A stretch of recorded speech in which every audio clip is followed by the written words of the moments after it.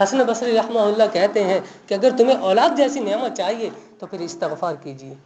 دوسرا سوال کرنے والا آیا، کہا امام صاحب زمینیں برباد ہو رہی ہیں، بارشیں اللہ سبحانہ و تعالیٰ کی طرف سے رکی ہوئی ہیں، زمینیں ویران ہو گئی ہیں، آپ دعا کر دیجئے کہ اللہ سبحانہ و تعالیٰ اپنی رحمت کی بارش نازل کر دے۔ کہا اگر تمہیں بارشیں چاہیے تو پھر استغفار کیجیے۔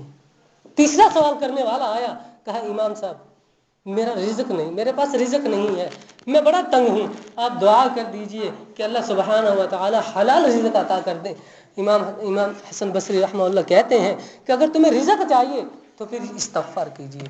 شاگرد سے سارا ماجرا دیکھ رہے ہیں اور کہتے ہیں استاد جی یہ کیا، 3 بندے ہیں، تینوں کی حاجت الگ، سوال الگ، تینوں کی خواہشات الگ، اور آپ نے تینوں کی ایک ہی چیز بتائی کہ استغفار کیجیے، یہ کیا ہے؟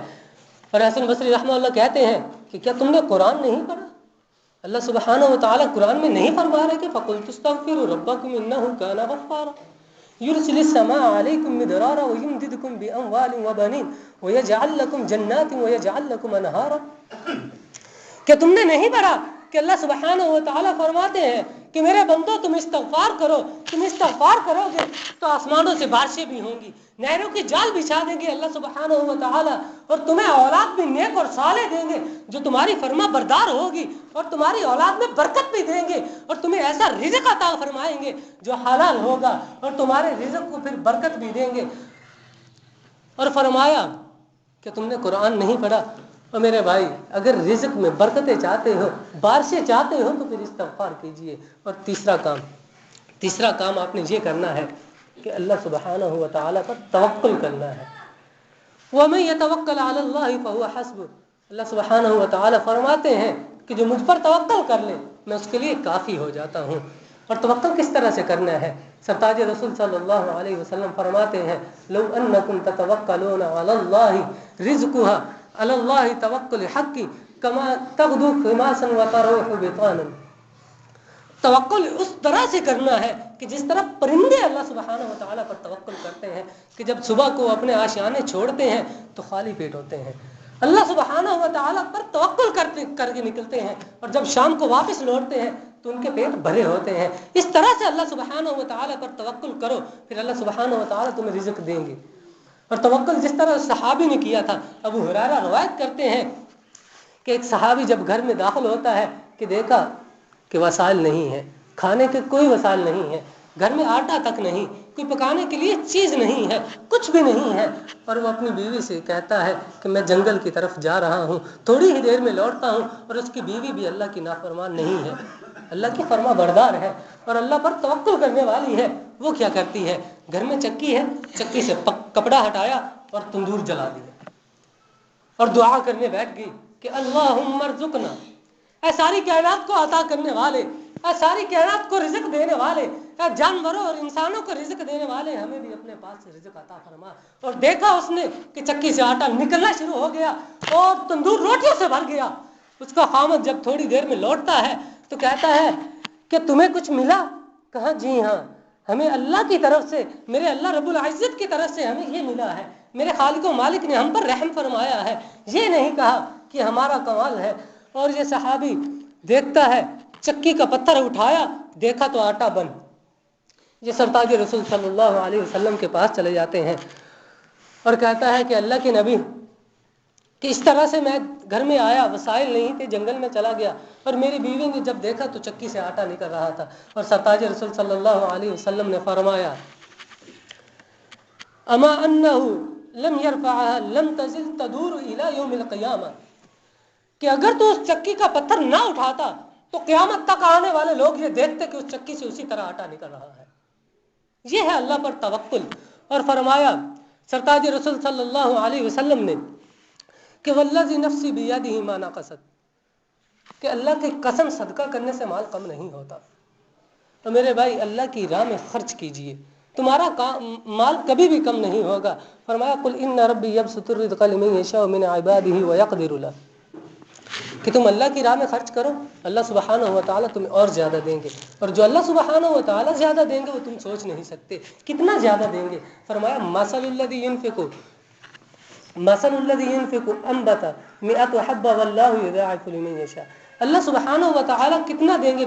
فرمایا یہ مثال اسی طرح ہے جس طرح زمیندار اپنے کھیت میں جاتا ہے، ایک دانہ پھینکتا ہے اور اس سے 7 بالیاں نکلتی ہیں، اور ان 7 بالیوں ہر ایک بالی پر 100 دانہ ہوتا ہے. اور فرمایا واللہ یضاعف لمن یشاء، اور میرا اللہ سبحانہ و تعالیٰ اگر چاہے تو 100 دانے کو 700 کر دے، اور اس 700 سے 7,000 اور 7 لاکھ 7 کروڑ ارب اور بلین اور ملین تک کر دے. میرا اللہ کے آگے کچھ مشکل نہیں ہے. اور سرتاج رسول صلی اللہ علیہ وسلم نے فرمایا والذی نفسی بیدی ما نقصت صدقۃ من مال، میرے اس ذات کی قسم جس کے ہاتھ میں محمد کی جان ہے، صدقہ کرنے سے کبھی بھی میں تمہارا مال کم نہیں ہوگا. اور فرمایا یا ابن آدم انفق علیک، کہ آدم کی اولاد تو اللہ کی راہ میں خرچ کر، اللہ تجھ پر خرچ کریں گے. اور فرمایا من کان فی حاجت اخی کان للہ حاجت اخی، تو اللہ کے بندوں کی حاجت پوری کر اور اللہ سبحانہ و تعالیٰ تیری حاجت پوری کریں گے. سرتاج رسول صلی اللہ علیہ وسلم نے یہ بھی فرمایا کہ روزانہ آسمان دنیا پر 2 فرشتے آتے ہیں، اور ان میں سے ایک یہ دعا کرتا ہے کہ یا اللہ جو تیری راہ میں خرچ نہیں کرتے تو ان کو تباہ و برباد کر دے. اور دوسرا فرشتہ یہ دعا کرتا ہے کہ یا اللہ جو تیری راہ میں خرچ کرنے والے ہیں ان کے رزق میں برکت عطا فرما. اور تیسرا کام آپ نے جو کرنا ہے اپنے اعمال کو نیک کرنا ہے. فرمایا من عمل صالحا من ذکر او انثى وهو مؤمن فلنحيينه حیاتا طیبہ، جو بھی بندہ اور جو بھی عورت اپنے اعمال کو نیک کر لے پھر اللہ سبحانہ و تعالی اس کے دل کو غنی کرتے ہیں. اور فرمایا کہ جب بھی آپ بیع کرو، خرید و فروخت کرو تو سچ کا سہارا لو، جھوٹ کبھی بھی نہ بولو. اگر جھوٹ بولو گے تو اللہ سبحانہ و تعالی تمہارے مال سے، تمہارے رزق سے، تمہاری اس خرید و فروخت سے برکت کو اٹھا لیں گے، پھر اس مال میں برکت نہیں ہوگی. اور جو آپ نے آخری کام کرنا ہے وہ یہ ہے کہ رشتہ داریوں کو جوڑنا ہے، رشتہ داریوں کو نہیں توڑنا. کیونکہ سرتاج رسول صلی اللہ علیہ وسلم فرما رہے ہیں من احب ان یبسط له فی رزقه وینسى له فی اثره فلیصل رحمه، جو بندہ یہ چاہتا ہے کہ میری زندگی لمبی ہو جائے، میرے رزق میں برکت آ جائے، لوگ میری عزت کریں، پھر اسے چاہیے کہ وہ رشتہ داریوں کو جوڑے. اور میرے بھائی اپنے اعمال کو نیک کیجئے. اگر اللہ سبحانہ و تعالیٰ تمہیں کوئی نعمت دے دے، کوئی برکت دے دے، تو پھر آپ نے کرنا کیا ہے؟ آپ نے یہ کرنا ہے کہ اللہ سبحانہ و تعالیٰ کا ذکر کرنا ہے.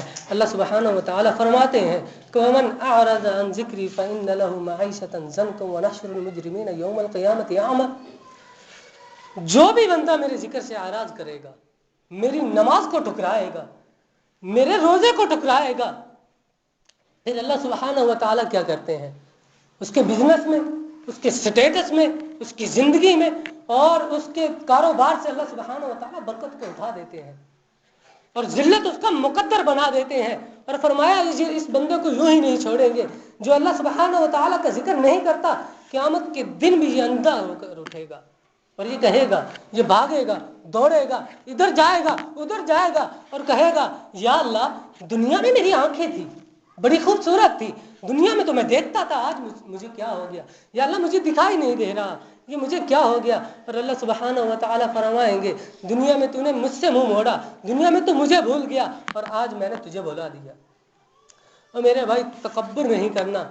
اور آپ نے سنا ہوگا کہ موسیٰ علیہ السلام نے جب قارون کو دعوت دی تو اس نے تکبر کیا. موسیٰ علیہ السلام کا چچا زاد بھائی ہے، اور جب دعوت دی تو اس نے کہا موسیٰ تیرے پاس کیا ہے؟ میرے پاس بڑی دولت ہے، بڑا مال ہے، بڑا خزانہ ہے، تیرے پاس کیا ہے؟ اور واقعہ اس کے پاس بڑا خزانہ تھا کہ اس کے خزانوں کی جو چابیاں تھیں وہ بھی 100 اونٹوں کی جماعت اٹھانے والی ہوتی تھی. اور جب تکبر کیا تو اللہ سبحانہ و تعالیٰ نے اسے زمین میں دھنسا دیا اور فرمایا یتجلجل یوم القیامہ، کہ یہ قیامت کے دن تک دھنستا ہی چلا جائے گا. اور میرے بھائی اللہ سبحانہ و تعالیٰ تمہیں کتنی بھی طاقت دے دے، تکبر نہیں کرنا. سلیمان علیہ السلام کو دیکھیے کہ جب 1 منٹ سے 1 سیکنڈ سے بھی پہلے ملکہ بلقیس کا تخت اٹھا کے اپنے سامنے لا کے رکھ دیا تو پھر یہ نہیں کہا کہ یہ میرا کمال ہے، دیکھا میرا کمال. فرمایا ھذا فضلی من ربی، یہ تو میرے رب کا فضل ہے مجھ پر. جو مجھے آزماتا ہے، جو میرا امتحان لیتا ہے۔ اور موسیٰ علیہ السلام سے جب اللہ سبحانہ و تعالی نے پوچھا کہ وما تلک بیمینک یا موسیٰ، اے موسیٰ تیرے ہاتھ میں یہ کیا ہے؟ تو موسیٰ نے تکبر نہیں کیا۔ موسیٰ علیہ السلام نے فرمایا کہ یا اللہ، قال ہی عصای اتوکأ علیہا واحش بها علی غنمی، اے اللہ یہ تیری دی ہوئی نعمت ہے، میں اگر تھک جاتا ہوں تو میں اس پر ٹیک لگا لیتا ہوں، اور مجھے کبھی ضرورت پڑے میں بکریاں چراتا ہوں، کبھی بکریوں کا چارہ بھی اس سے اتار لیتا ہوں، اور میرے لیے اس میں اور بھی بہت سے فائدے ہیں۔ میرے بھائی، آپ نے سب سے پہلا یہ کام کرنا ہے کہ اپنے اعمال کو نیک کرنا ہے، تکبر نہیں کرنا، اور اللہ سبحانہ و تعالیٰ کا ڈر، خوف، تقوی اور اس کو اپنے دل میں جگہ دینی ہے۔ اللہ سبحانہ و تعالیٰ سے یہی دعا ہے کہ اللہ سبحانہ و تعالیٰ ہم سب کو نیک بنائے، اور اپنے خوف اور اپنے ڈر کو اپنے دل میں جگہ دینے کی توفیق عطا فرمائے، اور تقوی کو سچے اور سچے دل سے اپنانے کی توفیق عطا فرمائے۔